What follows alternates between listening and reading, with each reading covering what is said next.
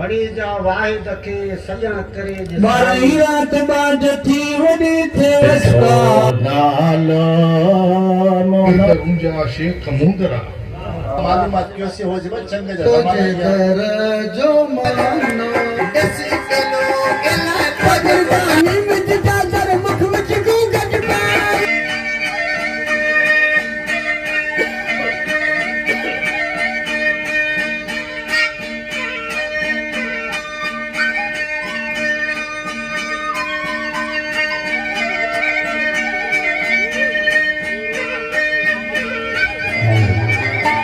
दोस्तों जेड़ो हाल तेरा नाल छोटा केड़ो एडो फनकार को यहाँ पर है जेके सामीन मानू जेके बैठा आहिनि तमाम परे खां असांजा ॿाहिरि कुर्ब भरिया हब खां ख़बर नाहे किथां किथां खां माण्हू हली करे आया सभिनीनि जूं महिरबानियूं जेके असांजो प्रोग्राम ॿुधी रहिया आहिनि उन्हनि जूं महिरबानियूं असां त उन्हनि खे ॿुधाइण जे लाइक़ु कोन्हे पर जहिड़ो हाल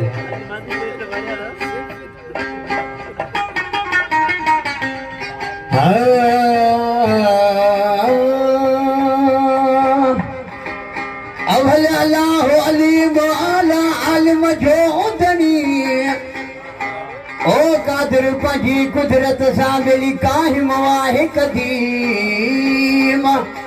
वाली वाहिद वहदहू तेरा ज़िक्र रब रहीम ओ साराया सचो धणी चई हमद हकीम करे पाण करीम जोड़ू जोड़े जहान जूं अला जोड़ू जोड़े जहान जूं जॾहिं से जोड़ाई कावद खास कल के सॾे मिठड़ो मोहम्मद मुकाई कलमो ते करीम ते चिठो चायाई अना मौला तवंत महबूबी उताई को लिखी नाही भई सारा हो सैयद खेला ओ अंत बहर जी कलन काही रंगी रंग बनाया अंत बहर जी कलन काही रंगी रंग बनाया रंगी रंग बनाया रंगी रंग बनाया अल्लाह आदमी बनाया ओ आदमी बनाया रे अंत बहर की कलन का रंगी रंग बनाया अंत बहर की खबर नकाई रंगी रंग बनाया लरवाई सही अर्जू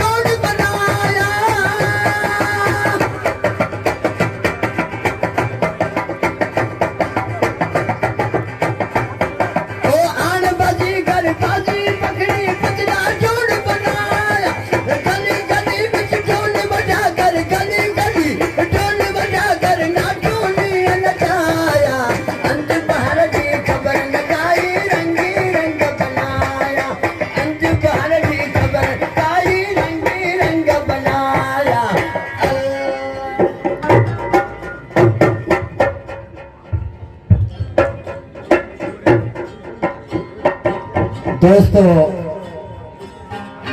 असांजा परे परे खां सफ़न कराया नाला कंदो हिन मस्जिद में हर को ख़ुशी हूंदो पहिरियों अव्हांखे मुर्शिद नूरानी ॿुधाईंदोसीं चवंदा जो ॿियनि ॿेड़ियम चयो उन ॿेड़ीअ जो ख़ैरु कयो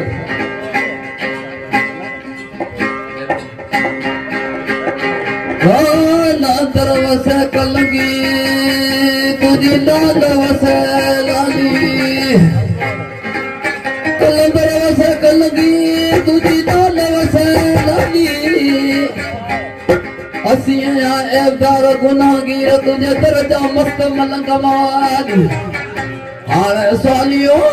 मक़सद खाली असी झूले तुझे दर ते ये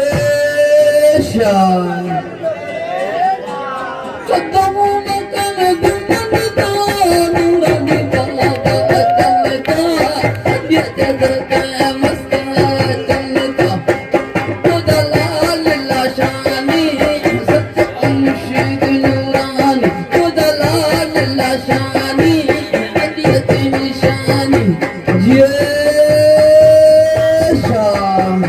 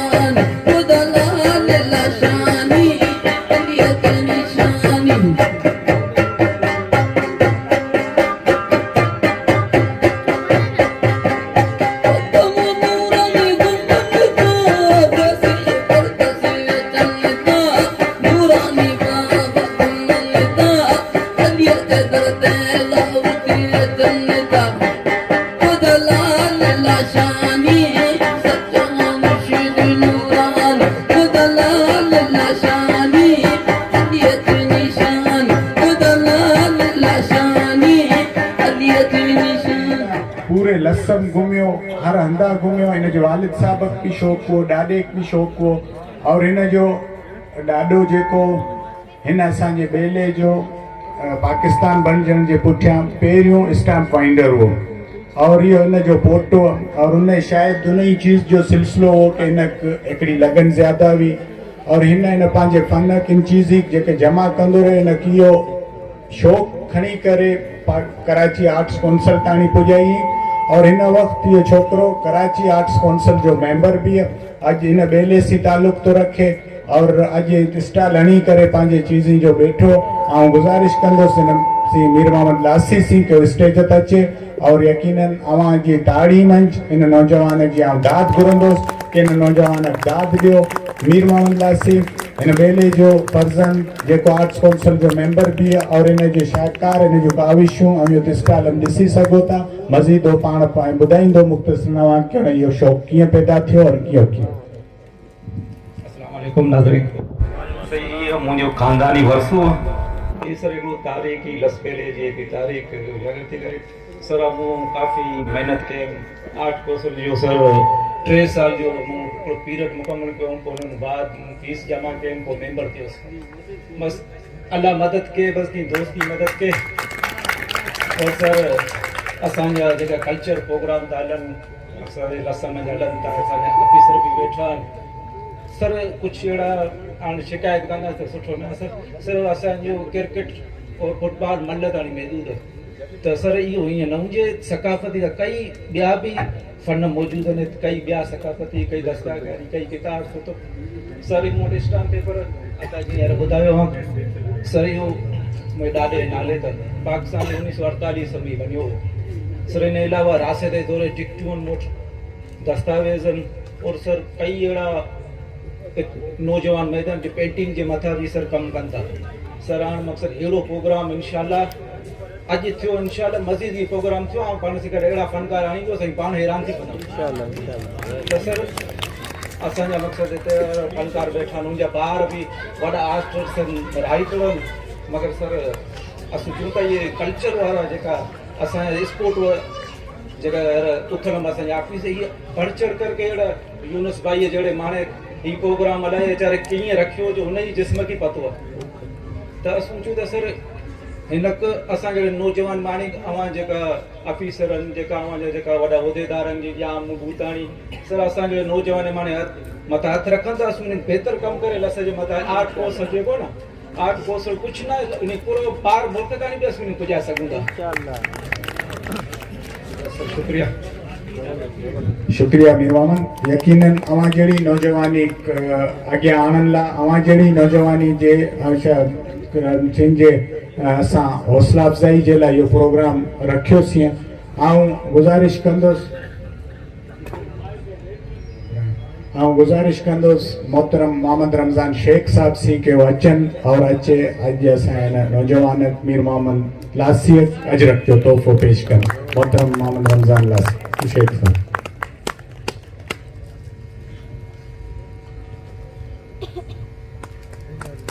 शुक्रिया मीर मोहम्मद, शुक्रिया रमज़ान साहब।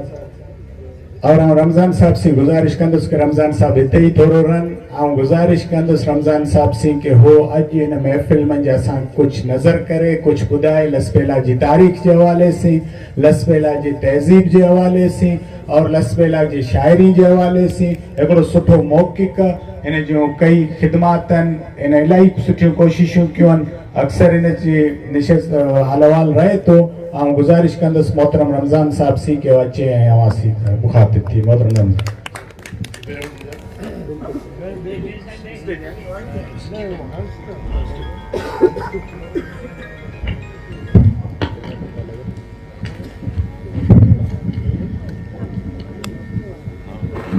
अस्सलाम वालेकुम। का पेरी उस्ताद मोहतरम यूनुस और आसिम साहब और इन महफिल जो पगदनी मोहतरम आदिल बशीर साहब और शुक्रगुज़ार आहियूं कि इन क़िस्म जी महफिल जो इनेकाद कई जंहिं मंझि असां ग़रीब वॾो मान ॾिनो।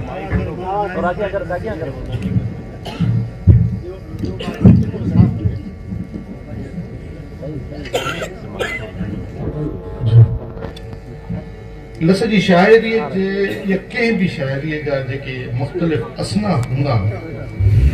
उन्ही असनाफ़ मंझि हाल अहवाल जंगनामा इहे इलाही अहमियत रखनि था। अॼोकी हिन शब-ए-लसबेला जे हवाले से अॼोकी हिन शब-ए-लसबेला जे हवाले से वाक़त ईंदे ईंदे कुछ शयूं बनाइनि। उस्ताद मोहतरम अकबर शेख साईं मोहतरम रमल साहब जी इजाज़त सी शायर फरमाए थो कि हब मां निखतासूं, हब मां निखता हाली त रुंजा शेख मूंदरा उठ पलाणे ओछणे सी सींदूं खणाए मों मखाए कन्ने में अत्तर वारा कपा रखाए उठ कतारे वाट वताम बेले जी वींदे वींदे खारड़ीअ जा वींदे वींदे खारड़ीअ जा जूस बकोटा कांब बदी हमराई थिया। वींदे वींदे खारड़ीअ जा जूस बकोटा काम बबदी हमराई थिया रात खडी ॾींहं रात करे मंज़िलूं मारे वञी ओॾा थिया बेले रात खडी ॾींहं रात मंज़िलूं मारे वञी ओॾा थिया बेले सखी जाम सपड़ कोटा महिमान ॾिसी ख़ुशि थिया सखी जाम सपड़ कोटा महिमान ॾिसी ख़ुशि थिया खिली खीकारियाऊं हथ द्वारियाऊं पाणी बि पीआरियाऊं खिली खीकारियाऊं हथ द्वारियाऊं पाणी पीआरियाऊं बकर क्वाए कुकड़ सेकाए मच्छूं तराए मिज़मानियूं खाराया बकर क्वाए कुकड़ सेकाए मच्छूं तराए मिज़मानियूं खारायाऊं राज मुच करे रागी घुराए रूह रिझायाऊं राज मुच करे रागी घुराए रूह रिझायाऊं साहर आया सुघड़ आया चङा मुर्स मोलूदी मुच कयाऊं सारा कयाऊं मुरसल मीर मलूक दीवान दोस्त बि आया मीर मलूक दीवान दोस्त बि आया गॾ थिया यार दीदारी थिया उकंडिया गॾ थिया यार दीदारी थिया उकंडिया दाव तो करिया चल लस सुखी सतावी ॾही हुजे दाव तो करिया चल लस सुखी सतावी ॾही हुजे चल ॾुख न ॾिसे सूर न सहे चल ॾुख न ॾिसे सूर न सहे चल महफ़िलूं है आबाद हुजनि हर साल थियनि हर माह थियनि चल महफ़िलूं है आबाद हुजनि हर साल थियनि हर माह थियनि साईं कुझु मज़ीद बोर करण जी मज़ा कंदुसि कुझु अशार अचो त मोहबतूं पोखियूं अचो त मोहबतूं पोखियूं नफ़रतें जे हिन वसकारे मंझि बाह जी हिन मुंद मंझि नफ़रतें जे हिन वसकारे मंझि बाह जी हिन मुंद मंझि अचो त मोहबतूं पोखियूं अचो त मोहबतूं पोखियूं उल्फत जे विझ सी दोस्तीअ जे हर रसी उल्फत जे विझ सी दोस्तीअ जे हर रसी चाहत जे पाणीअ सी उल्फत जे विझ सी दोस्तीअ जे हर रसी चाहत जे पाणीअ सी अचो त मोहबतूं पोखियूं अचो त मोहबतूं पोखियूं साईं कुझु अर्ज़ कंदुसि वसे लस तुंहिंजी भला लासी वसे लस तुंहिंजी भला लासी वसे तुंहिंजी पोराली वसे तुंहिंजी छबेली वसे लस तुंहिंजी भला लासी वसे तुंहिंजी पोराली वसे तुंहिंजी छबेली तूं पिब धणी हिंगलाज धणी तूं पिब धणी हिंगलाज धणी तूं दुदुर ऐं कनराज धणी तूं पिब धणी तूं पिब धणी हिंगलाज धणी तूं दुदुर ऐं कनराज धणी तूं राणो ऐं उथल जो शहज़ादो ऐं बेले जो तूं राणो ऐं उथल जो शहज़ादो ऐं बेले जो वसे लस तुंहिंजी भला लासी वसे लस तुंहिंजी भला लासी इहो कायारे जो कोट तुंहिंजो इहो कायारे जो कोट तुंहिंजो इहो जबलनि वारो जोत तुंहिंजो इहो कायारे जो कोट तुंहिंजो इहो जबलनि वारो जोत तुंहिंजो तूं सपड़ जी आई भुल निशानी तूं सपड़ जी आई भुल निशानी दिलू राय जे दिल जो जानी तूं सपड़ जो जी आई भुल निशानी दिलू राय जे दिल जो जानी तूं गार रोगान जो असुल रिहाको तूं गार रोगान जो असुल रिहाको तूं श्याम कार्तिक जे दिल जो तूं श्याम कार्तिक जे दर जो बानू श्याम कार्तिक शाह सखी शाह बिलावल नूरानी असांजा हिंदू भाउ चवंदा तूं श्याम कार्तिक जो जे दर जो बानू तूं लाहूती तूं हिंगलाजी तूं लाहूती तूं हिंगलाजी तूं ससीअ जे वाटे जो वाटी तूं लाहूती तूं हिंगलाजी तूं ससूअ जे वाटे जो वासी वसे लस तुंहिंजी भला लासी वसे लस तुंहिंजी भला लासी कुझु अरसे पहिरीं हिकिड़े ग्रुप मुंहिंजा असांजे फर्ज़ंदान लसबेला डॉक्टर अब्बास लासी साहिब जी अल्लाह पाक उन सेहत जो याबी अता करे उन हिकिड़ो ग्रुप बनायो फर्ज़ंदान लसबेला उन में जो तक़रीबन कुछ साल हिकिड़ो लुगत जो कमु हलियो कुछ डिक्शनरी बनाई हुई पोइ कुछ उन में बहस तलब उमूर अञा ताईं बाक़ी आहिनि उन हवाले से कुछ अखर मूं गॾिया हुआ दोस्तनि जी इजाज़त सां अलाह जे केरु हुआ अलाह जे केरु हुआ जेके लासी ज़बान जी लुगत बनाए विया अलाह जे केरु हुआ हर इल्म दोस्त हर लस दोस्त हर इल्म दोस्त हर लस दोस्त पंहिंजी मिट्टी मां ते सदको थिया हर इल्म दोस्त हर लस दोस्त पंहिंजी मिट्टी मां ते सदको थिया अलाह जे केरु हुआ अलाह जे केरु हुआ अल्फ खां ये ताईं हर लफ़्ज़ हर उजारत हर ॻाल्हि ॿुधाए विया अल्फ खां ये ताईं हर लफ़्ज़ हर उजारत हर ॻाल्हि ॿुधाए विया अल्लाह जे केरु हुआ अल्लाह जे केरु हुआ हर तहसील हर ॻोठ हर मौज़े जे इल्म जा मुजाहिद हर तहसील हर ॻोठ हर मौज़े जे इल्म जा मुजाहिद पंहिंजे इल्म पंहिंजा अखर पंहिंजी नसलें लाइ छॾे विया अल्लाह जे केरु हुआ अल्लाह जे केरु हुआ हमरई कबीर जो गस ॿुधाए विया हमरई कबीर जो गस ॿुधाए विया वट मींहं वसायो मीर बुरो असांखे गॾाए विया वट मींहं वसायो मीर बुरो असांखे गॾाए विया पर अलाह जे केरु हुआ अलाह जे केरु हुआ लाहूत हिंगलाज जराड़ बंबुल लाहूत हिंगलाज जराड़ बंबुल नूरां ॾेखारे विया कलंदर नूरानी भिटाई कलंदर नूरानी भिटाई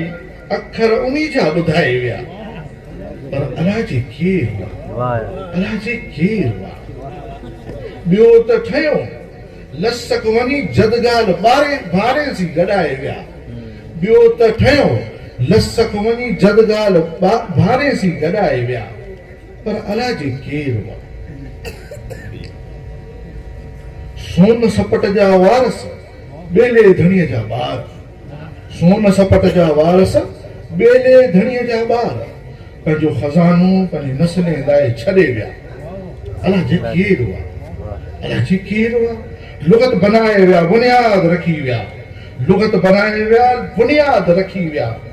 ससुईअ जे सूरे जूं वाटियूं ॾेखारे विया लुगत बनाए विया बुनियाद रखी विया ससुईअ जे सूर जूं वाटियूं ॿुधाए विया पर अलाह जे केरु हुआ अलाह जे केरु हुआ यार शेख जेके हुआ यार शेख जेके हुआ असांजे अखियुनि जो नूर हुआ असांजे दिल जा सुरूर हुआ यार शेख जेके हुआ असांजे अखियुनि जो नूर हुआ असांजे दिल जा सुरूर हुआ पर अलाह जे केरु हुआ अलाह जे केरु हुआ से कुछ अशार सी गॾु मौक़े जी मुनासिबत सी मुंतज़िमीन जी इजाज़त सी कुछ तारीख़ जे मथां तबाह आज़माई करण जी हिम्मत कंदुसि ऐं महिरबानी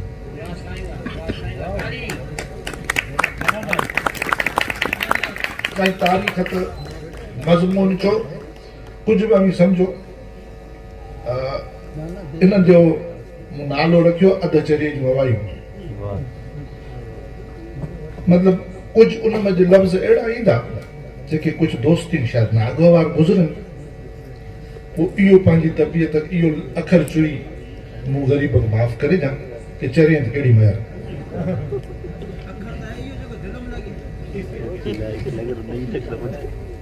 तारीख़ और ख़ासि तौर असांजे लसबेले जी तारीख़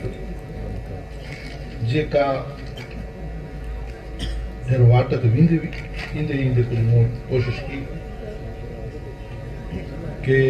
रामायण और महाभारत के मुताबिक खुदा या भगवान 36,000 साल ताईं हिकिड़े आने जी सूरत में समुंदर में तरंदो रहियो और कायनात के वजूद में अचण खां पहिरीं 36,000 साल पहिरीं शिवलिंग इन भगवान या अल्लाह के जिस्म जा हिस्सा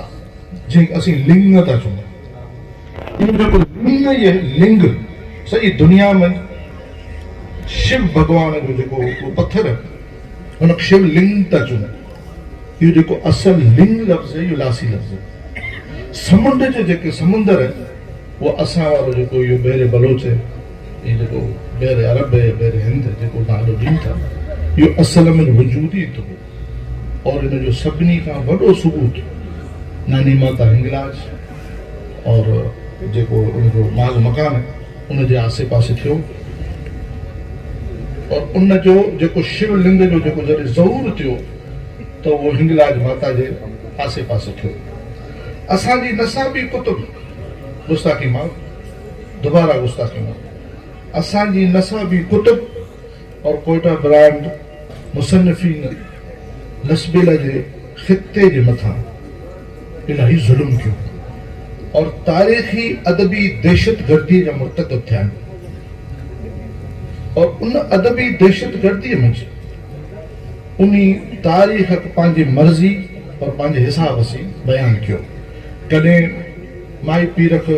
परीं जो शेर चूं, कीअं उनखे शेर रोहान ॿुधायो, जंहिंखे जेको अल्फाज़ सम्झ में आयो। और इन खां अलावा असांजे जेके हुर्फ़ ज़देआम नसाबी कुतुब माशरती उलूम, मुताला पाकिस्तान, तारीख़ पाकिस्तान, अल्लाह माफ़ करे, इन्ही के मुताबिक हज़रत आदम और मोहम्मद बिन कासिम के दरमियान बि 2-3 महीने जो ही वक़्फ़ो हो। और वो असल जेको सो 2-3 महीने का बाद फौरन असल तारीख़ मोहम्मद बिन कासिम का शुरू थे, जेका इन मूं पंहिंजे मज़मून जो नालो अध चरी जो हवाई रखियो। और मूं पहिरीं अवांसी गुज़ारिश कयो कि चरियत कहिड़ी में हज़रत आदम और मोहम्मद कासिम के दरमियान 2-4 महीने जो एक वक़्फ़ो और असल तारीख़ शुरू ही तां थी थिए। हिन ख़ित्ते जी तारीख़, लस जी तारीख़ 75 साले खां असांजे नसाबी कुतुब में उहा ई रटी बयान कजे थी। हाँ, आउं थोड़ी देर लाइ शेर रोगान के हवाले से अवांजे ख़िदमत में कुछ गुज़ारिशात करण मुनासिब समझे थो। शेर रोगान असल में खुदाए यज़्द जी इबादत जो हंध हो, फारसी जी इबादत गाह जो हंध हो, जित हो अचे निमाज़ पढ़ंदा हुआ। इहो लफ़्ज़ जेको निमाज़ है सो असां मुसलमान जो अखर ही कोन्हे, इहो फारसी जो लफ़्ज़ है। असीं अगर के अरब मुल्क में वही चूं कि असांखे निमाज़ पढ़नी हो, असां इशारे में ॿुधाइणो पवंदो। अदरवाइज निमाज़ लाइ करे अल्लाह पाक जो क़ुरान पाक में सलाह जो इहो सलाह जो लफ़्ज़ है। निमाज़ फारसी लफ़्ज़ है और इन जो असल मसलो नम आस, नम चूं था पघर थी वञो, आस इहो टांडो इहो बाहि, यानी तूं बाहि जे साम्हूं भी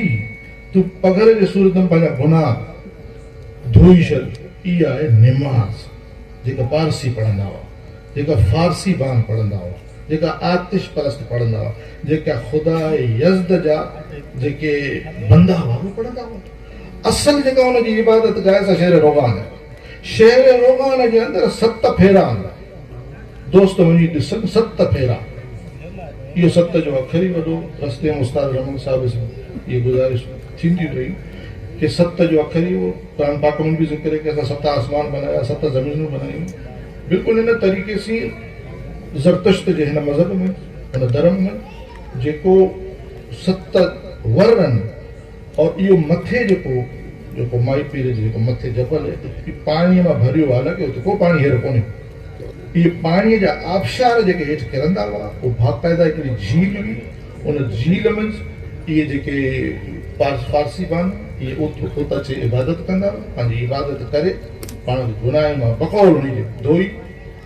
इहो फारस जी आख़िरी हद हितां वरी पंहिंजे मुल्क की छंदा हुआ। कंहिं तरीक़े से हिते हमला थिया और इनखे तबाह बर्बाद करे इनखे निकाल कयो वियो, इनखे मिड़ी कढियो वियो। हिन शाहपुर या शाहबूर नाले हिकिड़ो शहर वसायो, जिते इहो सेम शेर रोगान चो, परीं जो देश चो, माई पीर चो, इहो उतो ई वसायो। ऐं किथे बि गूगल में सर्च करियो अवांखे शाहपुर और न सिर्फ़ शाहपुर बल्कि ईरान जो हर क़दीम शहर माई पीर और ये शेर रोगान जो तर्ज़ थी बनायो वियो। ऐं वरी पंहिंजो मौज़ूअ ते ईंदुसि कि जॾहिं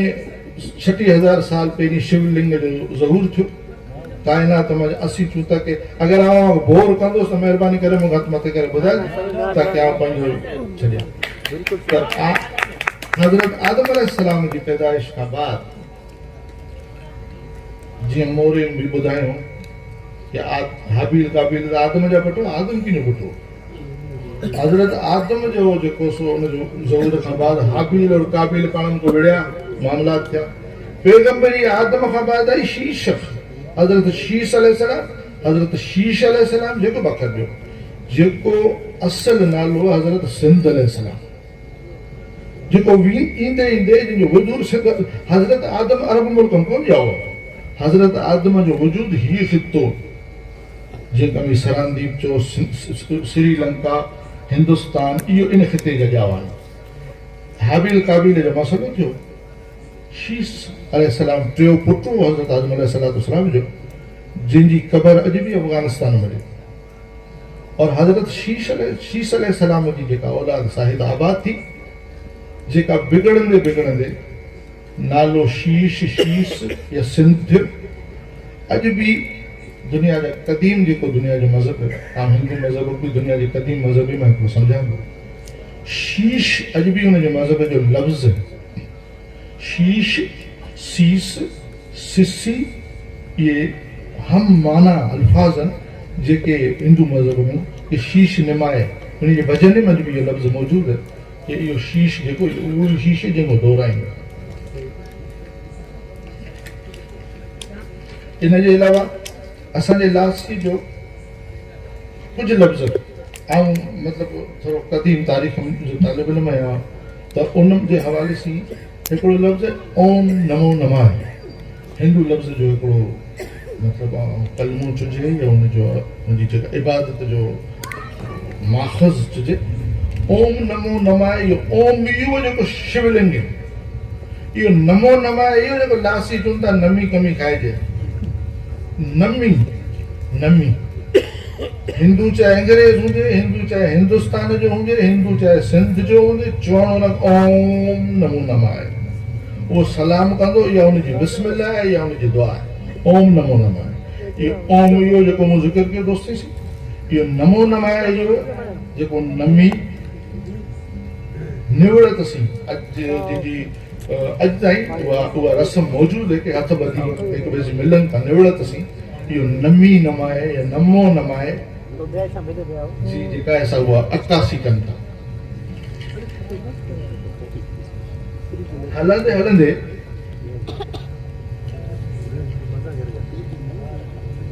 असीं तारीख़ जे मुख़्तलिफ़ मंज़िलनि जो सफ़र कंदे अगर असीं राजा ज़ाहिर खे बयान कयूं त मूंखे कुछ ताजुब थिए थो कि तारीख़ जो उहे गुमगुश्ता किताबूं के जंहिंमहिल मोहम्मद बिन कासिम इस्लाम जे आहिया लाइ आयो और उन खां शायदि 300 साल पहिरीं भी कुछ औलिया अल्लाह हिन धरती जी तरफ़ आया। और मोहम्मद बिन कासिम तो मुसलमान लश्करी सी आयो, पर दोस्त मूंखे इहो ॿुधाई कि राजा दायर सी करे जेके मुसलमान पे विड़िया उहे केरु हुआ। राजा दायर सी गॾु हुनजो पंहिंजो वॾो लश्कर कोन हो। इहे उहे पॉलिटिकल असाइमलर, इहे उहे सियासी पनाहगुज़ीन जेके अरब जी मुख़्तलिफ़ अदवार, अब्बासी दौर, उमैया दौर, फातिमी दौर, इन दुश्मनी खां भॼी जन्नतल लस, जन्नतल सिंध और हिन खिते जी तरफ़ जंहिंमहिल के हिकिड़ी कमज़ोर हदीस भी है हुज़ूर पाक सल्लल्लाहु अलैहि वसल्लम जी कि मूं सिंध जे तरफ़ां ख़ुशबू जी थी अचे। ये उहा दलील है कि उन जेको उन वक़्त जे असहाब महसूस कयो और उन अमल करे इन ई वाटक जले हेॾ आया। और राजा दायर उन इज़त ॾिनी, उन घर ॾिना, उन माग मकान ॾिना, उन रिस्पेक्ट ॾिनूं और उन राजा दायर लाइ पंहिंजो सिर बि ॾिनो। उहे पंहिंजे वक़्त जा माहिर मुजाहिद हुआ, उहे पंहिंजे वक़्त जा मुसल्ला मुजाहिद हुआ जेके बाक़ाइदा उन विड़िया जेके हुआ। इहा हिकिड़ी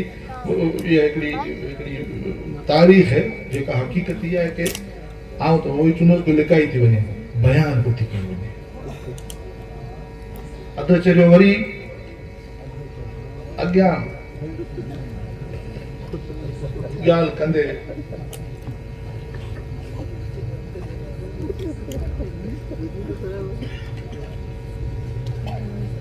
कि असीं जे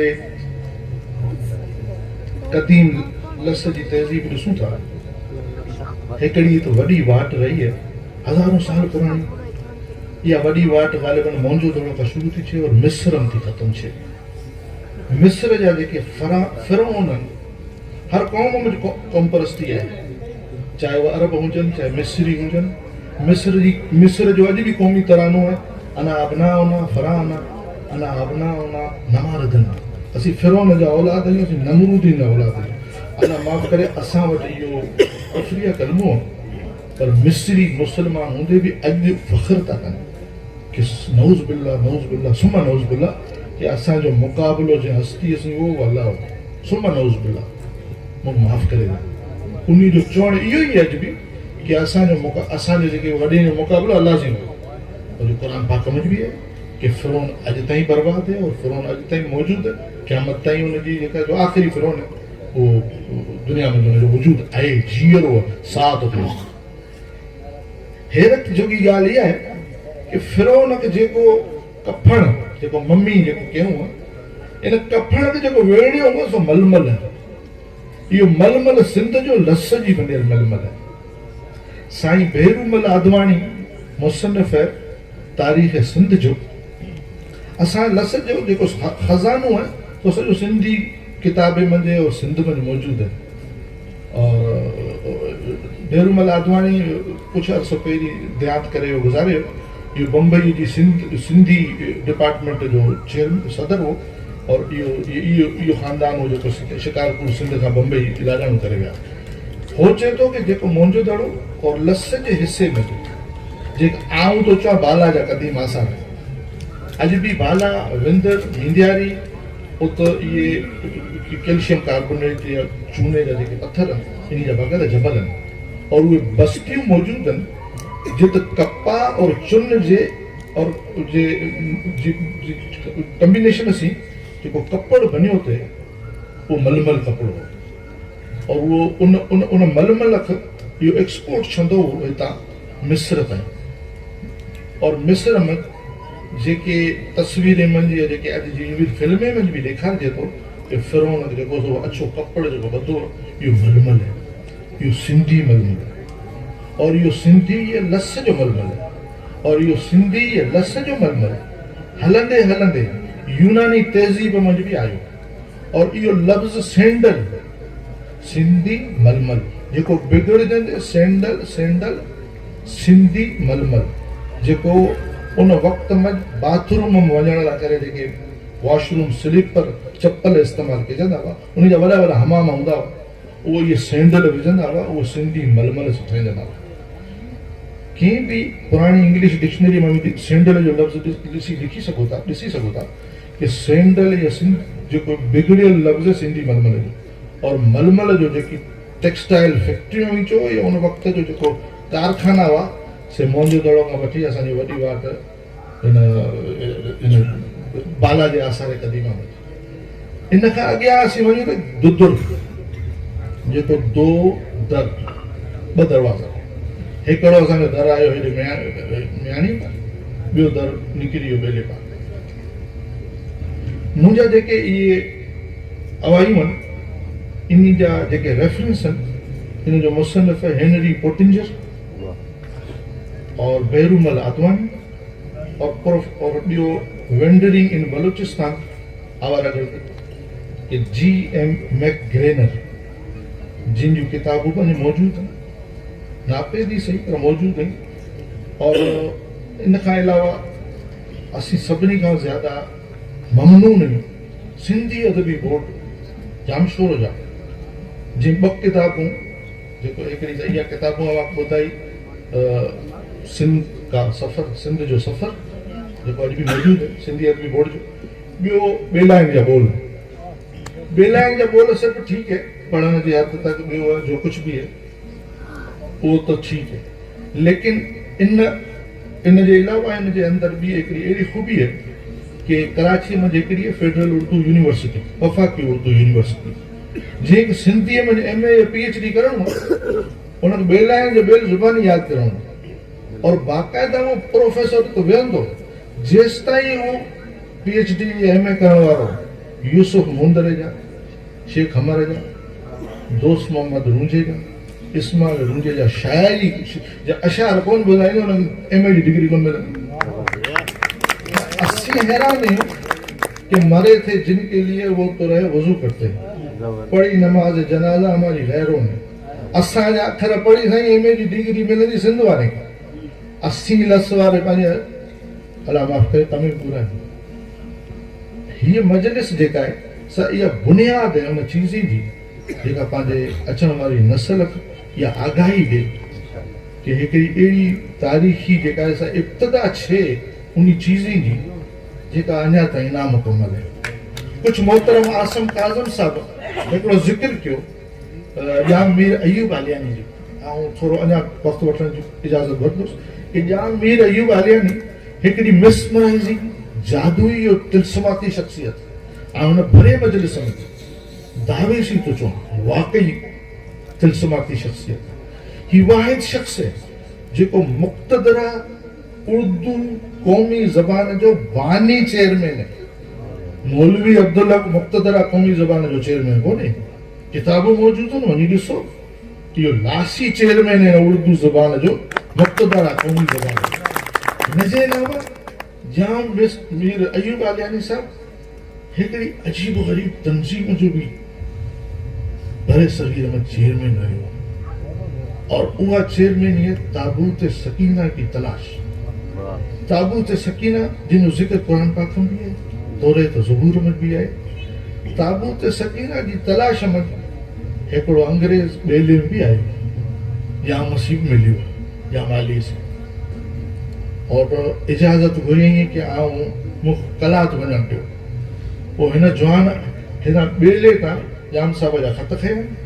हिकिड़ो बिज़न जो पाण सेखारीं ही किताब जो आऊं इक़्तिबास ॿुधायां को हल्को हल्को और इहो जवान जेको सभु अफ़गानिस्तान ताईं वियो आहे पोइ पंहिंजी रिपोर्ट ॾिने पियो कुझु कोन्हे। उन खां बाद जाम मीर अयूब जे दौर में उहे फ्रांसीसी आया कराची जे बंदरगाह लथा और कराची जे बंदरगाह में हिकिड़ो उहिदो नवाब ऑफ कराची जेको तालपुर दौर जो और तालपुर जी तरफ़ां अपॉइंटेड गवर्नर हो जिन उहिदो हो नवाब ऑफ कराची। उनजो हिकिड़ो वाणियो उनजो कराची जो निगरान उन उहे फ्रांसीसी जेके झलिया उन जेको सॼो बयानु ॾिनो कि असां खां पहिरीं फलाणा आया हुआ और असीं बि आया आहियूं और असां असलम तलाश ताबूत सकीना जी। असांजा बुज़ुर्ग और उलमा चवनि था कि ताबूत सकीना हिन तरफ़ कराची जो समुंड है उते छो वियो ताबूत सकीना। हुनजो दावो कि ताबूत सकीना लस जे हिन जबले में किथे आहे। आउं हिते पंहिंजो मौज़ू ख़तमु कोन कंदुसि, अवां अञा बोर कंदुसि कि ताबूत सकीना जी तलाश जे अलावा कुझु हदीसिन जो अवां खां हवालो ॾेई मज़ीद हैरान करण जी कोशिशि कंदुसि कि हुज़ूर सल्लल्लाहु अलैहि वसल्लम दज्जाल जे आमद जी इत्तला ॾिनी आहे, दज्जाल जो हुलियो ॿुधायो आहे, दज्जाल जो ज़हूर जी ॻाल्हि ॿुधाई आहे जंहिंजो करेक्टर इहो हूंदो कि हुनजी हिकिड़ी जिनी करामत कि उहो मतिलबु उनखे ॾिसंदे ई माण्हू ईमान आणींदा और उहो कुझु बि कंदो उन माण्हू हक़ीक़त सम्झंदा। हिकिड़े ॿ टे इंग्लिश और कुझु इंडियन यूट्यूबर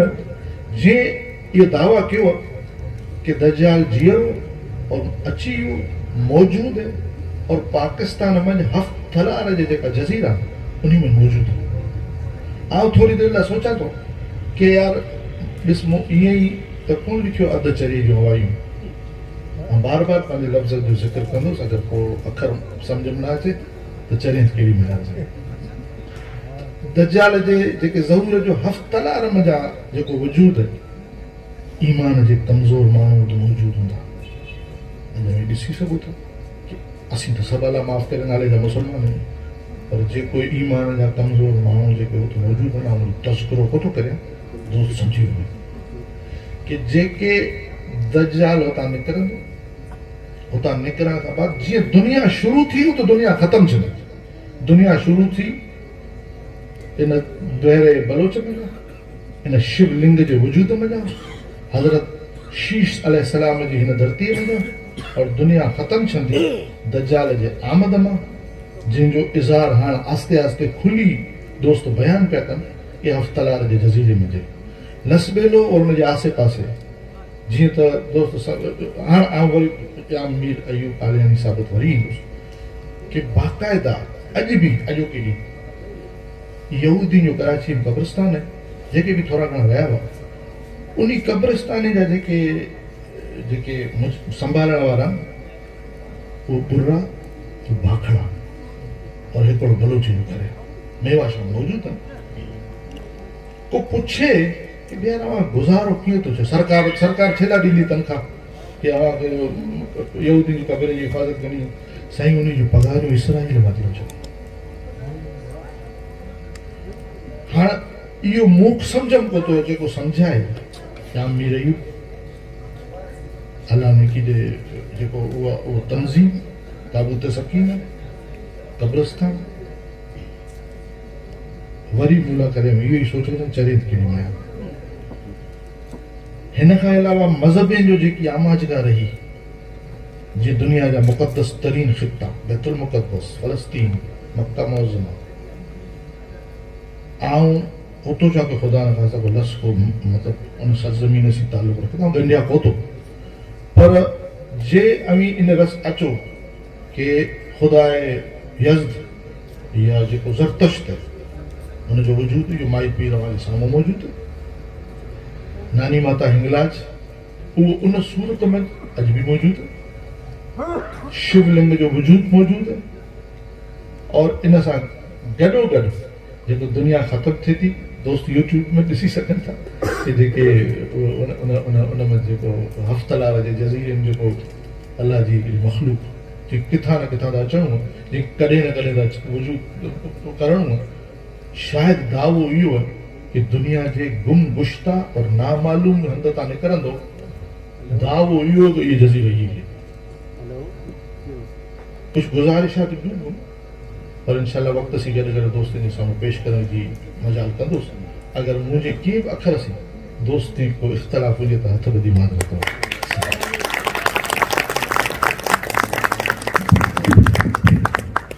शुक्रिया रमज़ान भाई आज हमारी नज़र के और आऊं गुजारिश कंदुस सरदार सरवर चन्नासी के वो अचे मोहतरम रमज़ान शेख साहब के अजरक जो तोहफ़ो पेश करे इन बेले जे मानन जे तरफा इन सरजमीन जे मानन जे तरफा मोहब्बती भरो तोहफ़ो साईं रमज़ान शेख जे लाइ सरदार सरवर चन्ना उन पेश कन।